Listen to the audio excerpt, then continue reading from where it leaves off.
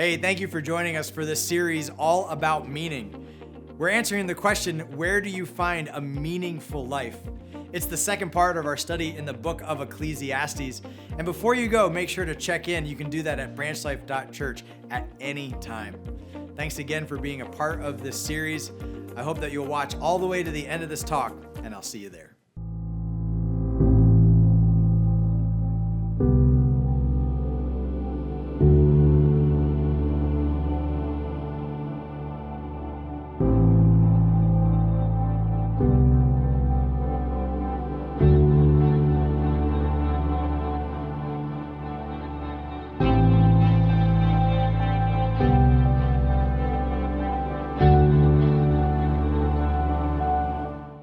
We're in Ecclesiastes chapter 8. So far in the book, it's been all meaningless. Everything is vanity under the sun. And we've looked at the different things that we pursue. And if we pursue them to find meaning, we'll find a dead end, right? And we talked about that. There's lots of boxes in that first series called Chasing the Wind. In this series, the wise teacher has kind of shifted the conversation as we wrap up the second half of the book.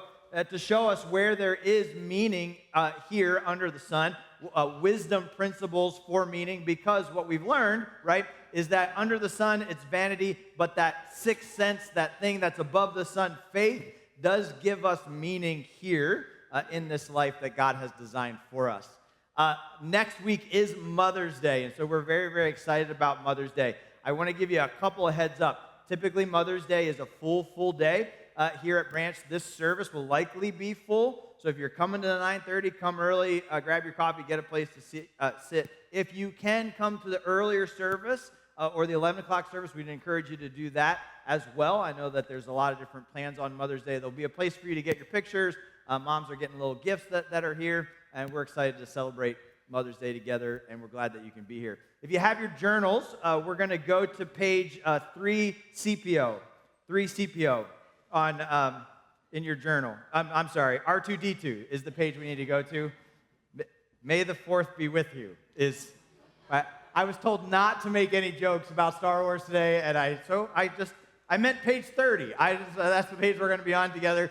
Page 30 here at Branch Life Church. Last week we started talking about pain. This week we're talking about everyone's second favorite subject, authority, right?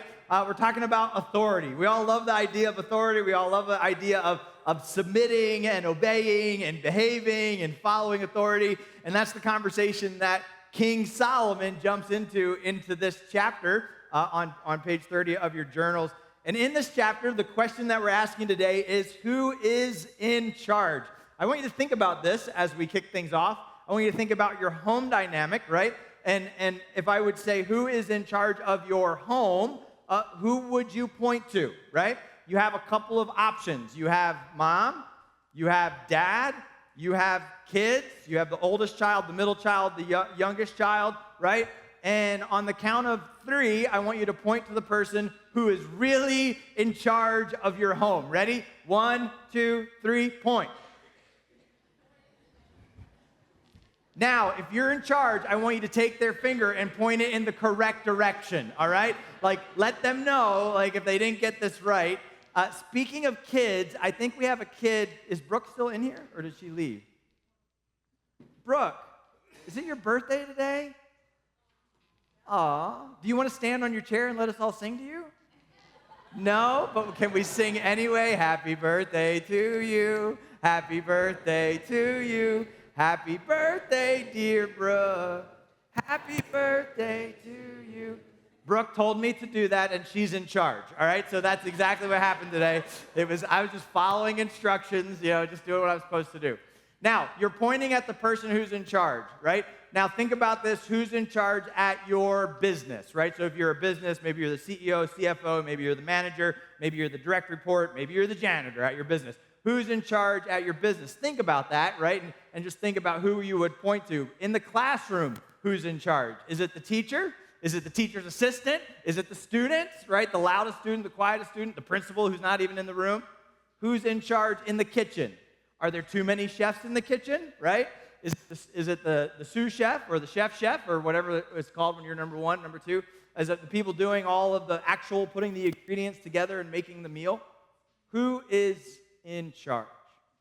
So if you're pointing your finger, right, and you pointed at anybody else in this moment, obviously, the correct way to do it, everyone get your finger out, is to point up. Who's really in charge of our home? Who's really in charge of our business? Who's really in charge of our classroom? Who's really in charge of our kitchen or the field that we play on? And in this chapter, we're learning about meaningful kingship. Meaningful kingship. And by the word kingship, I'm simply trying to grasp this broader idea of meaningful authority. When you get kingship right, it carries a ton of meaning. It carries a ton of life and life more abundant. But if you get kingship wrong, if you get authority wrong and your reaction to authority wrong, it is meaningless. And let's face it, we've all had periods and seasons in our lives where we felt like we were following the wrong person in charge, right? It'd be way better if I was in charge, or if somebody different was in charge, or if the vote went a different way, or if the hiring process went a different way, or if I got a different prof assigned to me than this one. And we have this struggle, and it's this inert struggle in a broken world to respond to authority in different ways. My church would be so great if it wasn't for those pastors, right? Like, I wish we had different pastors, or I wish it was set up differently so that it wouldn't go that way, right? We wrestle with this. So it makes sense that Solomon, a king, is teaching or discussing the idea of kingship, the idea of authority, and where we find meaning in it. And what he gives us in chapter 3 is he gives us 3 wisdom principles for meaningful kingship. And so today, you just have 3 paragraphs in your journal. You have 2 of them that are on page 30, and then the other one goes over onto page 32. And you'll notice as I unpack this that I'm just traveling in those paragraphs. I may not be able to read all of them word for word, but feel free to be connecting the dots as I show you from these paragraphs, these principles. And the first paragraph that we have in chapter 30 gives us our first kingship principle, and it's very straightforward.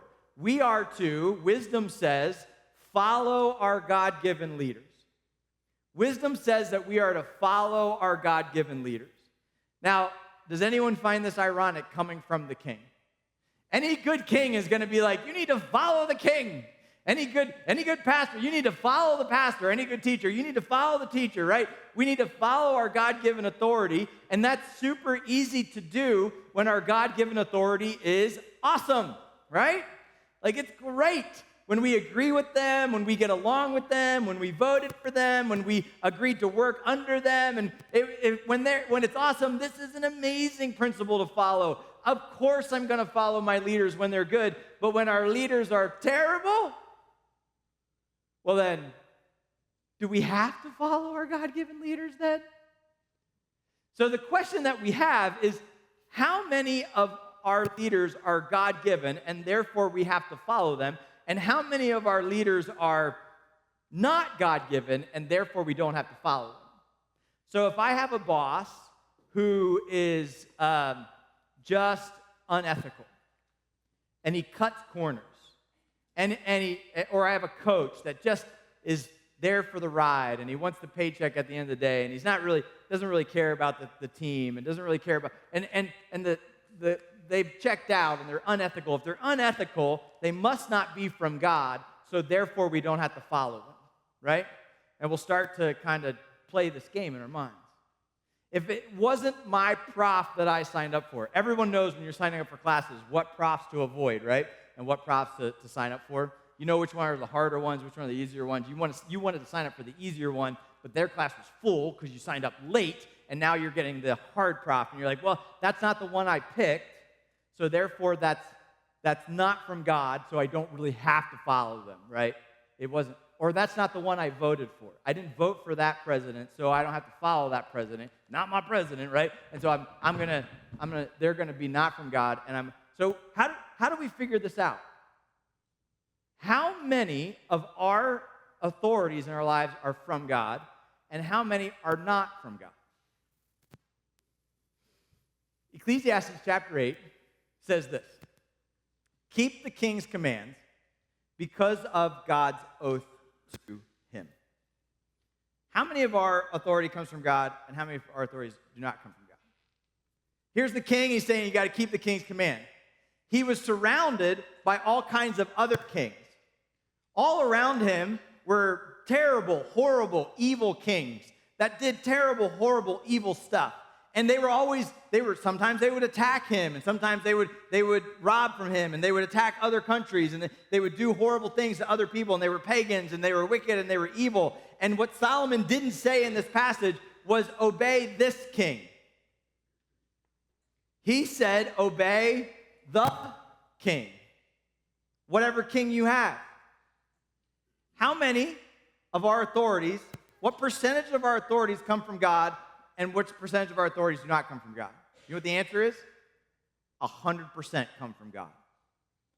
100% of our authorities come from God. 0% do not. Now, let me give you some places where this is easy to understand. Kids, your parents are your authority given to you by God. And all the parents said, amen, right? Like, you had no say in the matter. They brought you into this world. They can take you out, or at least that's what they say. Like, you got the parents that you got. It wasn't a lottery system. It wasn't by chance. It was part of the design that God has for this world, and he put you kids together with those parents. And in his design, you are the perfect parents for the kids that you have, and kids, you're the perfect kids for your parents. And all the kids said, amen. I am the perfect child. Now, does every parent get it right 100% of the time? No, right? There are no such thing as perfect parents. As a matter of fact, there are some parents who get it wrong 100% of the time. There are some really horrible situations where the parents were given kids, right? Part of God's design, but the parents really blew it, right? They blew up the home, they blew up parenting, they blew up the whole situation. It has a tough directory on those kids' lives. Those parents were still the parents that God gave those kids, even though they got it wrong. 100% of your authority is given to you by God. When you got married, husband and wife, I want you to get right. Husband and wife, who's in charge? Husband and wife, go ahead, point. Just kidding, don't do that. That is not this sermon, right? That is a different topic altogether.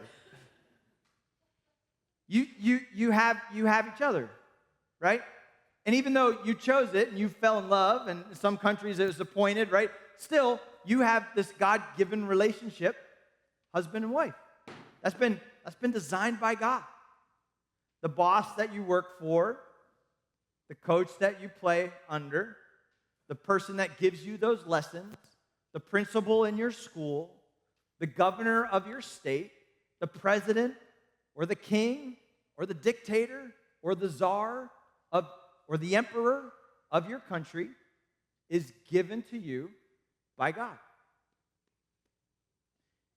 And this wisdom principle spells out where the authority comes from. He says, keep the king's command because of God, because of God's oath to him. Do not be hasty to go from his presence. Right, I'm going to get out of this. Just get away from me, authority. Go away, mom and dad. Stop telling me what to do. No, don't be hasty to get out of their presence. Do not take your stand in an evil cause, for he will do whatever he pleases. The person who's in charge, the king who's the king, is the king. And they get the final say. For the word of the king is supreme. And who can say to them, what are they doing? Authority has one job, and that's to make the final decision. And when we are following authority, we have to recognize that it's their call.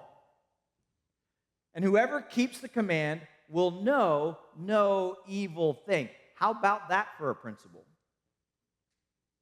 So not only are we told to keep the command, but when we keep the command, right, because it's how God has set things up, we will then, here's the principle, know no evil thing. It actually goes better for you. It goes well when you keep the command, when you follow and obey the authority that God has given you. And the wise heart will know the proper time and the just way. You all have a giant question, right, that you're that you're begging to ask. What about when the king is bad? What about when it's wrong? What about when it's unjust, right? What do I do in those situations? The principle that's being laid down for you is you are supposed to follow the command of the king. They have their final say. However, there is a moment in wisdom where we know the proper time and the just way. If there is injustice or if there is improperness with wisdom, there is a discerning process that we can go through that will help us answer the question, what happens when the king has it wrong? And here's kind of three principles that come from these first 9 verses in Ecclesiastes chapter 8, and then are repeated for us somewhere in the New Testament. When it comes to earthly leaders, principle number 1, all authority is God-given. In Romans chapter 13, verse 1, it says, "Let every person be subject to the governing authorities, for there is no authority except from God, and those that exist have been instituted by God." I can't get around that verse.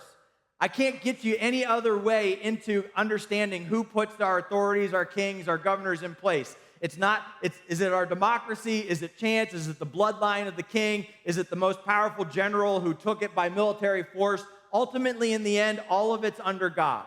All of it's under God's control. All of it's under God's design. He's the one who's the King of Kings and the Lord of Lords, and the Bible is extremely clear about that. So we must say, hey, all right, all authority is God-given. Second thing, all authority is to be respected and obeyed. So if it's all God-given and ordained by God, then my reaction, my default position should be that of respect and obedience. Titus 3:1, this is an instruction to a pastor, right? Pastors, you need to remind them, that's us, right? Remind ourselves that we need to be submissive to rulers and authorities, to be obedient. Man, I thought I could respect them, but maybe disobey every now and then. Nope, he said obey. And to be ready for every good work. It is good to obey. It is good to respect. It is good to follow the God-given authority that you have around you. This has been set up by God. And the third principle, all authority is not as big a deal as we make it. Listen, Psalm 2, verses 2 through 4. The king of the earth set themselves and their rulers to take counsel together. So the kings and all their counselors, they figure stuff out.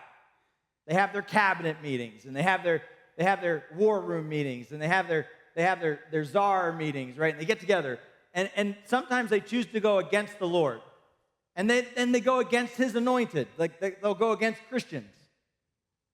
And He who sits in heaven goes, "Oh no, what am I going to do? All the leaders of the world are doing the wrong thing. They're plotting against me. They don't believe in me. They're coming after my kids." Is that what God does in heaven? No. And He who sits on the throne laughs. Who do they think they are? Who do those kings and authorities think they are? The Lord holds them in desertion? That's a good word, isn't it? That's a dyslexic's worst nightmare right there. It's like I's and O's and E's everywhere, and they get all over the place. He's going to get them good, is that what that word means. He's going to take care of it. And here's what happens with our position with authority. We often let authority and what authority is doing make or break our day. We get all worked up, right? When we turn on the news and we hear the latest piece of information, the latest decision that's been made, the latest judgment that's come down from the Supreme Court, the latest policy change that's made, the latest winner of the election, we see all that stuff, and then we go, "Oh no, I can't believe they did that. Oh, that's awful. That's so bad." Or we go, "This is the best day ever. Like, oh my word, all our problems are going to be fixed, and I love this, and this is amazing, and we finally got the kind of leader that we need to do what we want him to do, and this is awesome." And you just heard something on the news that got you all worked up or got you all depressed, and that just made or break your day. But I've got news for you. It doesn't matter.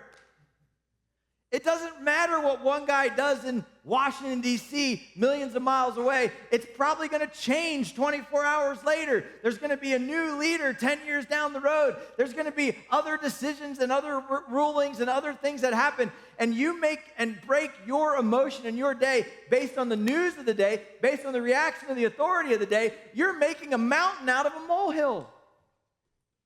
You have been given this day with your family, a meal to eat around the table, friends to hang out with and fellowship, co-workers to work together on the mission or on the purpose that you're designed, a team to be able to play a sport with. Those are amazing gifts. And all of a sudden, because some guy made a decision thousands of miles away, I'm mad, I'm depressed, I'm angry, I'm happy, I'm excited, I'm living my best life.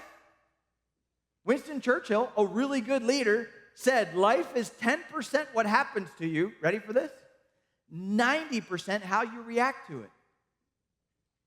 And I get the sneaky suspicion that we often overreact when it comes to our knee-jerk response to what our authorities are doing. We give them more weight than they need. I have 2 chairs up here. And you might be saying, well, what's with the 2 chairs? Are you co-preaching today? We've done some co-preaching, like Pastor John, Pastor Nate, and I, we've preached together at the same time. And I think that's fun. We had a visitor that visited on one of the days we were co-preaching, and you know what the reaction was that we got from them?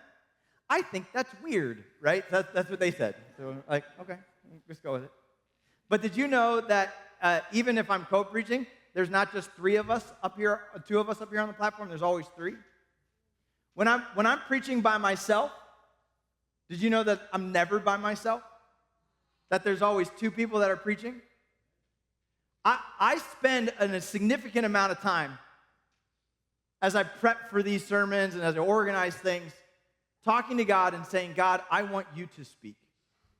I want your words to be heard. I want the power of the Holy Spirit to move in hearts and to do things that no man can do or should do.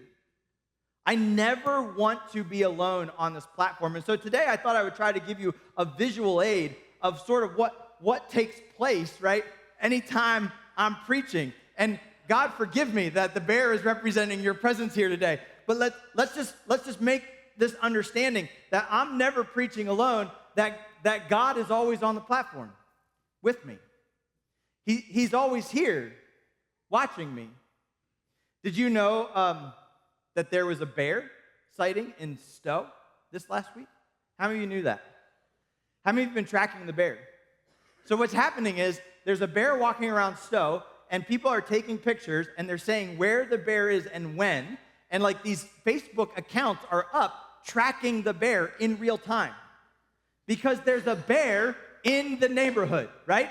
And we all need to know that there's a bear in the neighborhood. Why? Because if there's a bear there, I'm going to change the way I react to things. And the way I found out about the bear was we took some food down to the weekly homeless meal down south of Stowe, and we were handing out the food, and we had some fruit that was bad, and I was getting ready to throw the fruit in the woods. So I was getting, she's like, don't do that, one of the homeless people. I'm like, why not? And she's like, well, the bear, it might attract the bear. And I'm like, the bear?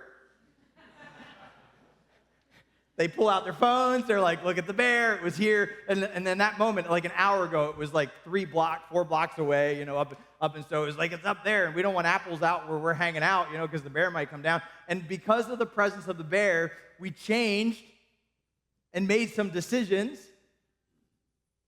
because of the presence of the bear. When the king, right, is making decisions, the real king is always in the room. When the principal is organizing the school or the teacher is teaching the class, the real king is always in the room. You are never alone with your authority. You have your God-given authority, and you have God, and he's always in the room. And your reaction to that authority is being gauged by God himself. Now think about it, teenager. When you come at your parents, right? Your parents came down on you, or they surprised you, and you just have had enough. And you just start going at them, right?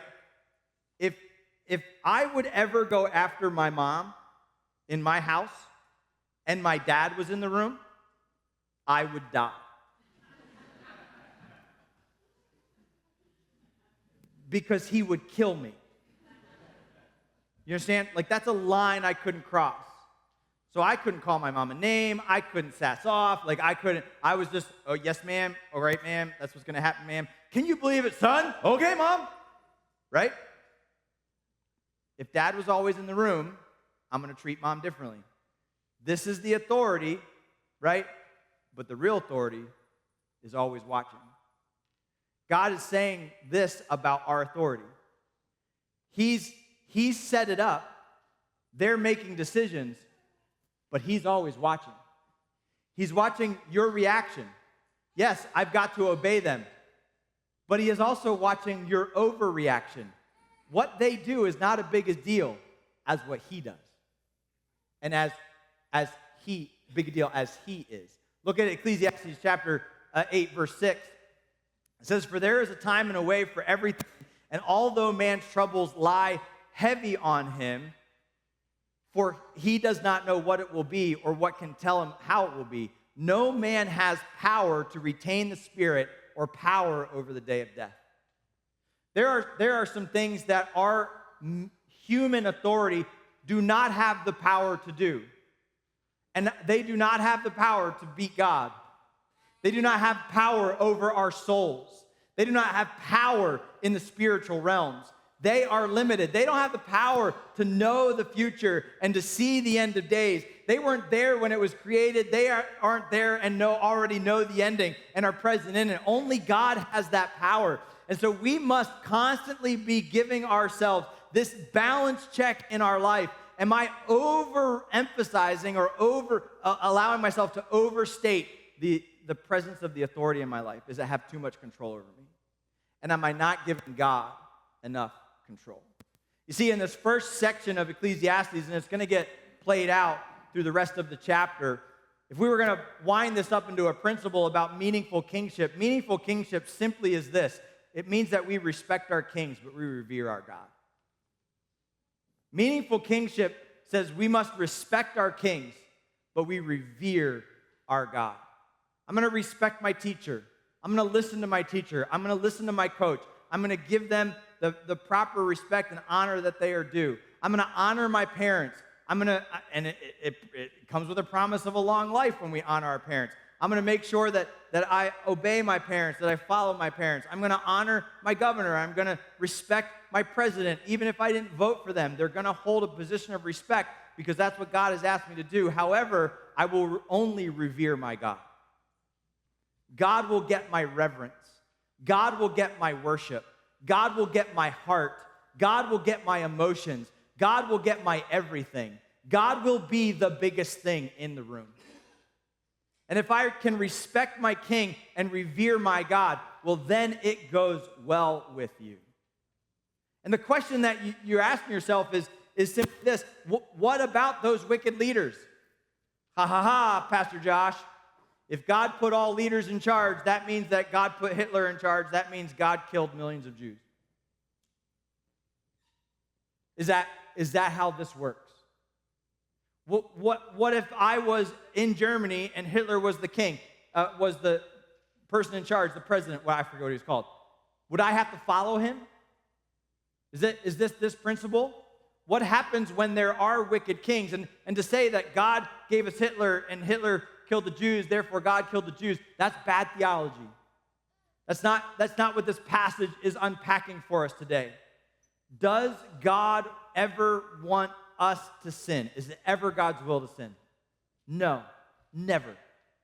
It's never a part of his plan. It's never a part of his design. It's never a part of his desire. And to imply in any part that God had something to do with murdering people is flat out wrong.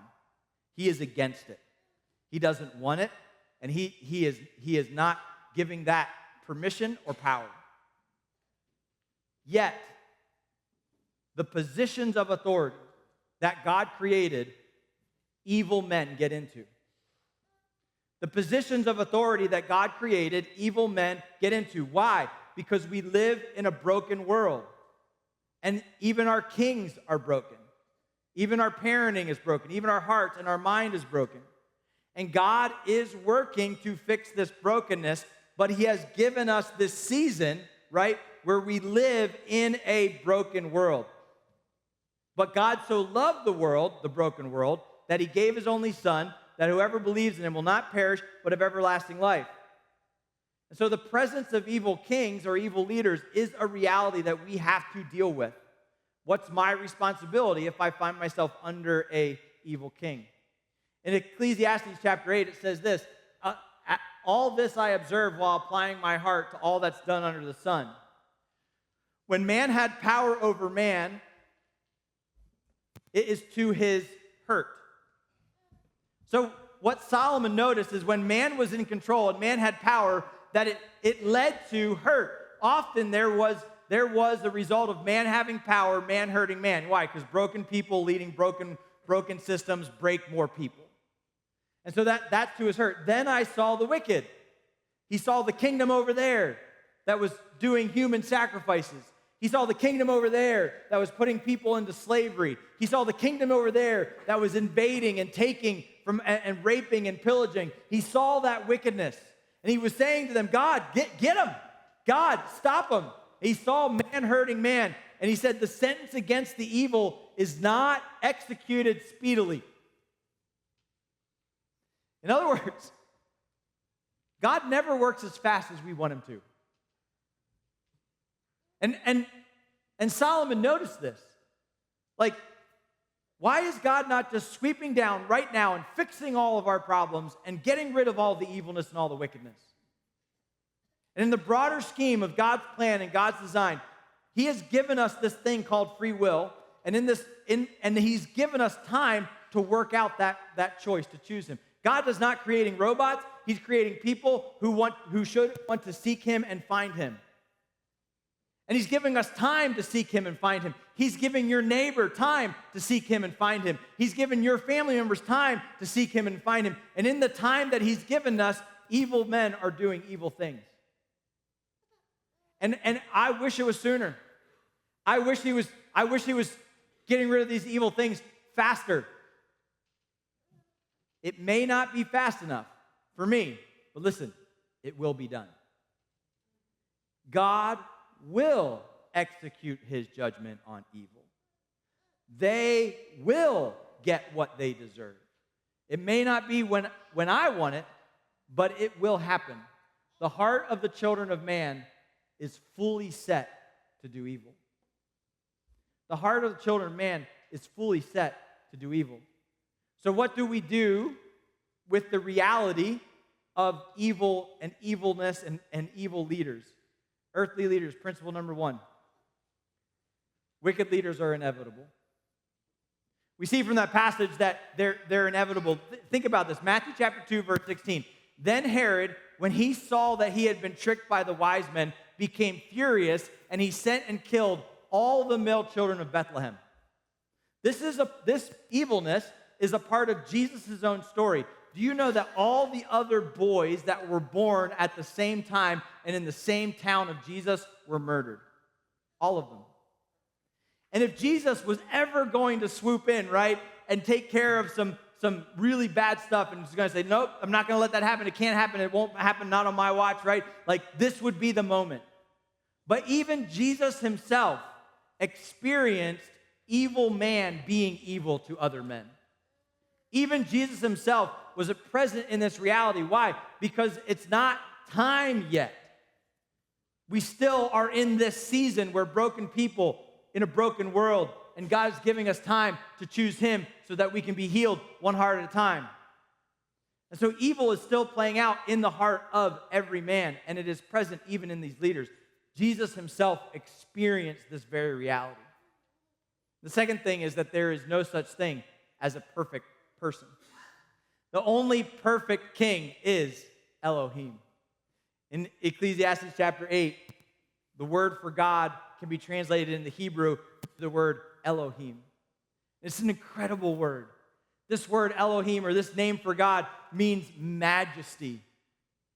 My majesty. When you bow to a king and you say to the king, majesty, you are declaring his authority over your life, that he is the ruler and reigner in your heart. It is the word for the supreme one or the supreme God. Remember, no matter how wicked the king, no matter how evil or how wrong the decision, the supreme God is still in the room. The supreme God is still there, and he's still watching us. You know, if I got a report on my phone that there was a bear in my backyard, it would probably change the decisions that I make for if my kids should go out and play in that backyard or not, right? I'm not going to just open the door and be like, all right, kids, get outside. You've had too much screen time. But Dad, there's a bear in the backyard. Yeah, good luck with that. You had too much screen time. Go for it. No, I'm going to shut the door. I'm going to have them come inside. Why? Because I need them to respect the presence of the bear. I need them to understand the one that's got the real power here in this situation, in this moment. And in this discussion, Solomon says the same thing to us. You know, when it comes to meaningful kingship, we are supposed to follow our God-given leaders, and we are supposed to, at the same time, fear God first and foremost.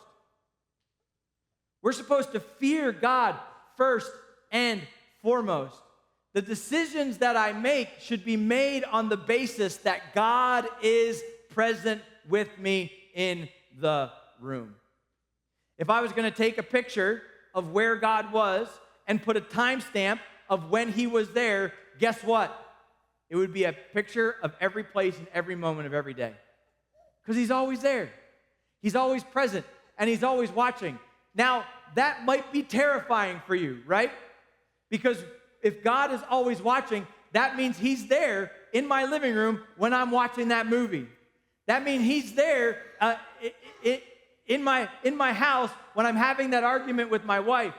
He's there as I'm scrolling through social media. He's there as I'm doing my work for my boss. And am I stealing my time and doing my thing, or am I doing what the boss is paying me to do? He's there in school when I'm taking that test. He's there when I'm on that field, giving it my all or giving it half of my effort. He is every place at every time that I am in. And I've got to remember that he is always in the room. And if all-powerful King is in the room and I mess up, is he going to get me? Is he going to come after me? That's the first layer of the fear of God.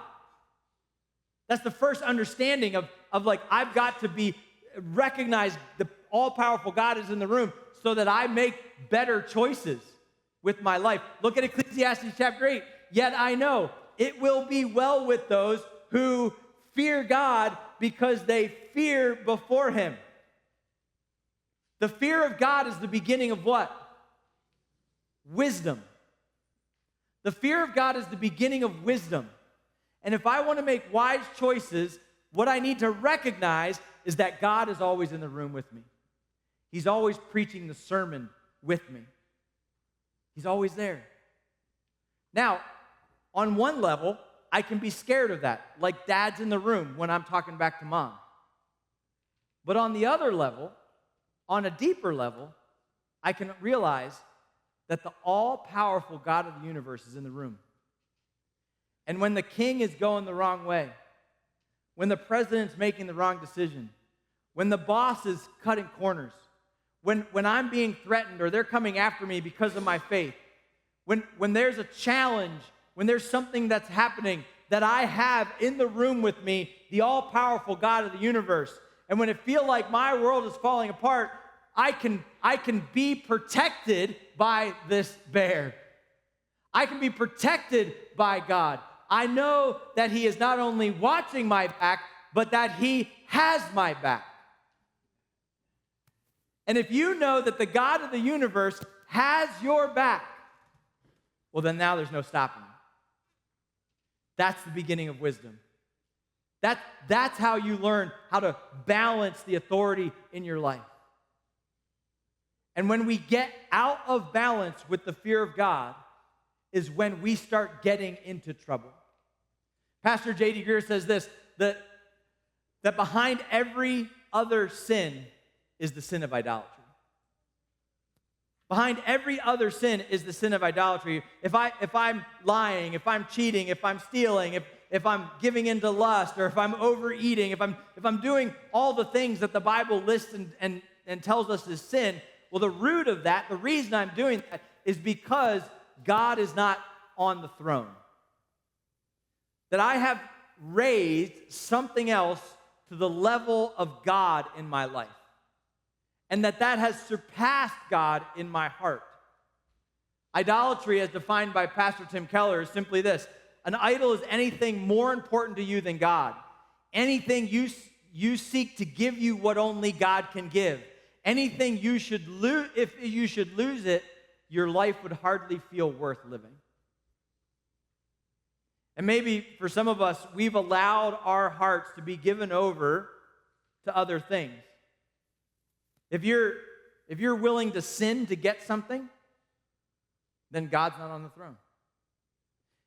If that God would take that away and you'd be mad at God for that, well then that's an idol in your life. And you might be going here, Pastor Josh, I don't have idols. I don't have little statues that I worship with bellies that I rub. That's not me. That's not the way I do it. There are people who worship false gods, and they worship the little statues, and that's silly, and that's awful, right? Commandment number 2, don't make any graven images. But you know that's only commandment number 2. You know what commandment number 1 is? Don't put any other gods before me. And for some of us, we put presidents before God. We put power before God. We put pleasure before God. And the question that you have to ask yourself today is, if I were putting God on the throne of my heart right now, what would be his top 3 competitors? What would be the things that would come after that position in my heart? And all of us have them. We have the things that are constantly competing for the throne of our heart. And I want you this morning to ask yourself this question. What are the top 3 things that are competing for supremacy of my heart? What are the top 3 most potential idols that I could have and are fighting for king of my heart? And so what I've done is I've resurrected one of these boxes that we used a couple of series ago. And I've put in there some things that are pretty constantly competing for supremacy in my heart. And I'll just be a little vulnerable today, and I'll show you some of these. Here's the first one. You'll notice I'm a Mac guy, right? Because there is no other operating system. And if you have an Android phone, I mean, seriously. But what this represents is not my love for Mac, but my love for tech, right? I think technology is pretty awesome. And technology has the ability to dominate my life. Where is my office? Wherever my laptop is. I work on this thing hours and hours and hours a day. I write on here, I create the PowerPoints on here, I study on here, I have Devos on here, there's entertainment on here, I love gaming that I can access, I can follow everyone on social media. All this can kind of take supremacy in my life and in my heart. And if I'm not careful, this could go to a level in my life that could supersede God. And I could start allowing things into my heart and my life that should not come in there because I've made this God in my life. I have to be careful of that. Another thing that could become God in my life very easily is my family. I'll let this picture of my dad, because it's the picture that I happen to be here in the church, represent my family. And I love my family. And I would do anything for my family. And if you hurt them, I'm going to hurt you, right? Is some of this starting to sound familiar? If you come after my kid, I'm coming after you, right? And my wife is the most important person on the planet to me. And my kids are close second and third, and they can figure out what order they're in. I've got my mom, who I love, my siblings who are awesome. I've got cousins. I tell you the secret, my siblings are great. My sibling-in-laws are amazing. They're amazing. And I love my family. But could it be that my family could take God's place in my heart? there's something I've got to be careful of. And where does that play out? Well, if I care more about my kids being successful in sports than I do in their relationship with Jesus, maybe I've got it a little wonky. Another thing that can come into my heart is you. I love Branch Life Church. And you know I'm not talking about a building. And I'm not talking about a worship center. I'm talking about you. I think about you a lot. I care about you and your lives. I believe God has called us together and He's put us on life and on mission together. And what is happening to you and what you think and what you need and the desires that you have and how that dictates to me what I should do and how I should react and decisions that I made. You guys, you hold a lot of power in my life. And sometimes I have to be careful to not even let the church of God become more important to me than the God of the church. And that's something that I have to be concerned about in my life. And if I was going to narrow it down, those are probably my top three, and they're probably my only three idols that I ever have to worry about. Right? There's nothing else in the box. How did that get in there? There's a bonus? Oh, man. I don't know who put that in there, honey. I don't know where that came from.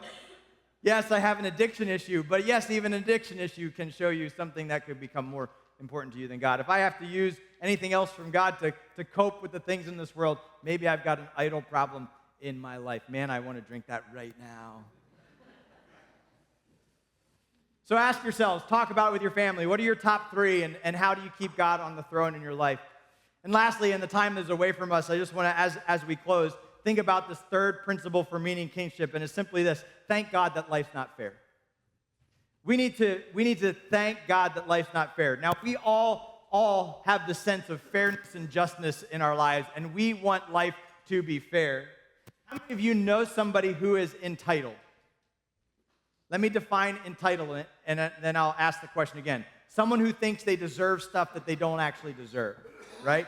Someone who thinks that the world revolves around them and that they should be paid attention to more and that they should get more time, attention, money, resources, whatever it might be, and they don't actually deserve those things, but they think they do. How many of you know someone who's entitled? Raise your hand, right? Now point to that person. Go ahead, point to him. Take your finger and point to him. Here's what you should be doing right now. Ready? Yeah, every single one of us. That's right, 100%. You get your fingers out and point to yourself right now. See, you're like, I'm not entitled. You are totally entitled. Every single one of us are entitled. We think that we deserve everything that we get, and we deserve more than what we get. Here's the classic illustration of entitlement. If you're fighting with your siblings about the inheritance that's coming from your parents because it's your inheritance, you deserve your share, you've worked for it, you've helped take care of mom and dad, and when they set up the inheritance, you didn't get what you thought you should get, but now you're fighting over that inheritance because you were entitled to your part of it, then you are someone who's classically entitled, because how much of that inheritance do you deserve? Zero. It's not your money. It's your parents. It's their house. It's what they've worked for. It's theirs. And if you even get 1 cent, that is a blessing and a gift. That's not something you're entitled to.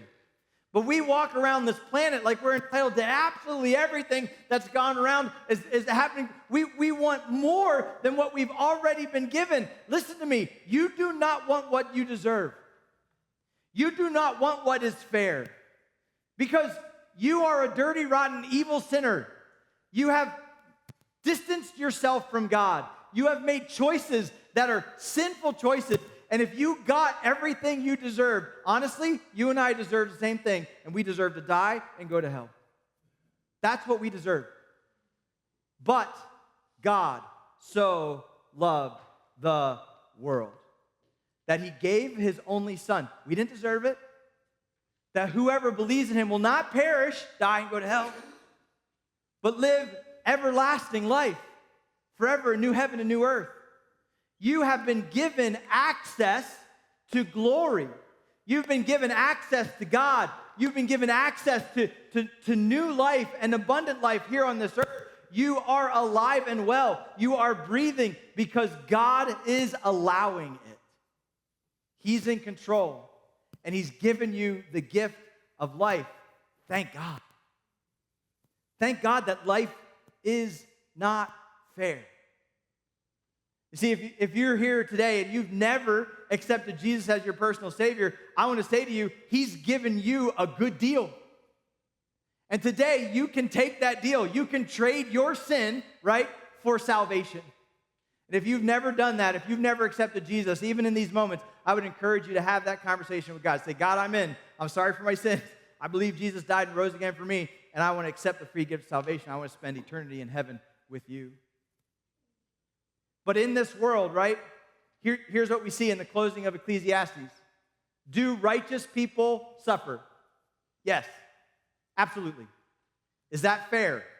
No. But it happens every single day.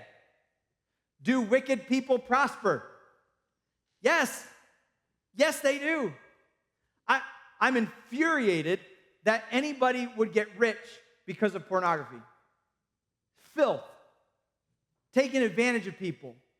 Like, that's awful. Yet, it is one of the biggest industries on the planet. There are people walking around filthy rich because of that filthy stuff they produce. I think that's wicked. I think that's evil. I think that's awful. But does it happen every day? Yes. Here's the third thing. But are you breathing? Have you been given life? Have you been able to enjoy moments today with friends and family? Have you experienced love?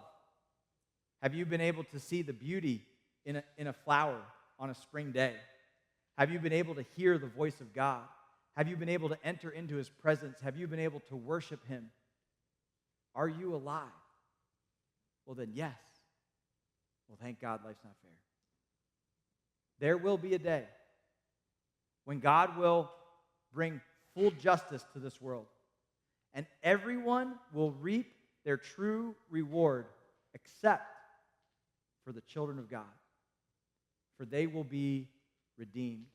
Their penalty will have been paid. So what do we do? What do we do in this unfair world? Well, Christian, Solomon says this: be happy, trust God, and carry on. He says that we need to be happy, trust God, and carry on. What do I mean by that? Ecclesiastes chapter 8, he says this: first, be joyful. That's where we get the word be happy. Be joyful. For you have all the reason in the world, Christian, to be joyful. You have been blessed by God. You have been given gifts by God. You live in a country that enjoys incredible freedoms, no matter what the politics of the day are. Be happy. Be thankful that you have what God has given you. For this will go well with him in the toil of the days of his life. You're going to have hard things that are going to happen. Tomorrow is going to be Monday. Oh, Monday.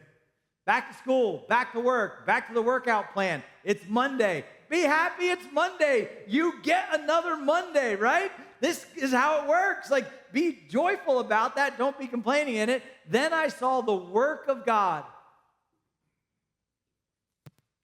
Though a wise man claims to know, he cannot find it out. Be happy, trust God. Be happy, trust God, because God is working. And although I may not understand it, why do the righteous suffer? Why do the wicked prosper? Trust in the Lord, the Bible says, with all your heart. Lean not on your own understanding, but in all your ways acknowledge him, right? Fear him, respect him, revere him. In all your ways acknowledge him, and he will direct your paths. Be happy, trust God, carry on. Let him direct your paths. And when we have a meaningful kingship in our lives, God is on the throne. We respect the kings that are around us, but we revere our God. Well, then we are able to answer the question of who's really in charge. And when you are making decisions for your day, today and tomorrow, make those decisions knowing that God is in the room. Not only will you make the right decisions, but you will make decisions that are empowered by God to do what you never thought was possible. Let's pray. God, Heavenly Father, we thank you for being the King of Kings and the Lord of Lords. And God, I pray that this morning you would help us to always remember, as we've had this reminder today, that you are always in the room, that you are always with us, that you are always watching us, and God, that you are the all-powerful God. Will you forever be the one who rules and reigns in my heart, in my family, in our church? And all God's people said, amen. Hey, thanks again for joining us. I want to remind you one more time to check in, and you can do that at branchlife.church. If there's any way that we can support you, pray for you, or if you decided to take any steps in your faith, you can let us know on that check-in card.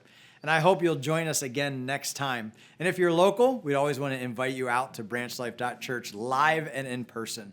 Thanks for being a part of this moment, and I hope you have a great rest of your day.